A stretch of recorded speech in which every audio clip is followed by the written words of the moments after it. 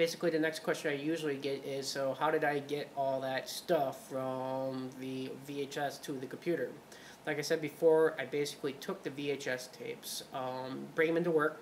We have a piece of equipment that I was able to stick the VHS tapes in, and it spits me on a DVD of that same material. I then take the DVDs, bring them home where I have a Macintosh computer. That's Apple makes the Macintosh computers. You can do this on a PC, but the Macintosh is really designed for that. A lot of the software to do this comes built in. It's just easier to deal with. So I bring the DVDs home, pop them into my Mac. I used a free piece of software called Handbrake. Handbrake actually will take any DVD and encode it to a file format that you actually can use and edit with. I actually decoded that DVD down to what we call MPEG-4, H.264, which is an open standard for MPEG-4. Once I basically took that DVD and turned it into a file, I then imported it into iMovie, which is a piece of software that comes free with Macintosh computers. It's designed for taking video either from files or from your camera, your camcorder you have, pretty much anything that you can give it, and it'll actually allow you to edit them. It's a very easy to use piece of software. It has all the bells and whistles you could possibly ever need. Most of the video editing I did with that piece of software.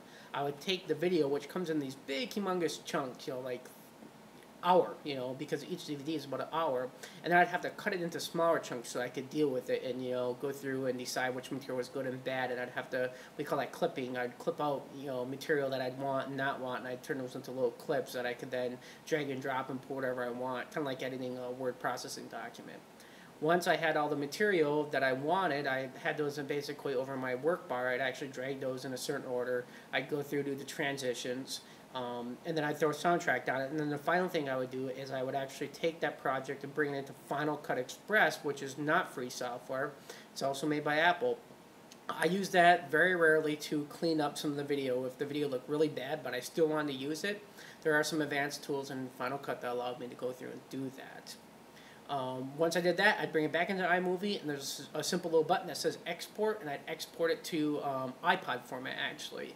The reason why iPod is that if you export it to the web, it's only going to give you around 20 frames per second, which is almost okay since the human eye can only see 22 or 24, but I wanted 30 frames per second, so I actually exported it to 30 frames per second. At the same time, I have these projects that are saved, and I actually bring those into what we call iDVD. And that piece of software allowed me to take all those videos that I made and turn them into one mega DVD, or multiple DVDs, which is going to turn out because there's just too much material. So my plan basically was originally just to make a DVD. Well, then after going through and start editing and stuff, I thought, geez, great. Why don't I just put this on the internet? Everyone can see it. I don't have to ship out DVDs to everybody. Perfect. Well, my first plan was to put it out on MySpace, which is a social website if you've never been to it. MySpace didn't turn out that well because after 3 movies, uploading those, the first 3 songs or clips that I kind of put together, I filled up all the space that was available to my account on MySpace, which kind of really was kind of bogus. So I decided to then put all the videos on YouTube instead, just because they don't have a limit on file size, because these things are huge. I'd have to say the average video that when I upload it is about 30 megabytes in size, which is the equivalent of, if you remember floppy disks from high school, that's equivalent like 20 floppy disks. So the movies can be pretty big, and those are compressed down for the internet. If you actually look at these movies in iMovie, they're over gigabytes in size. I have an external hard drive hooked up to my MacBook, the laptop that I use, the MacBook Pro, and I save all the video there just in case, my local internal hard tapes.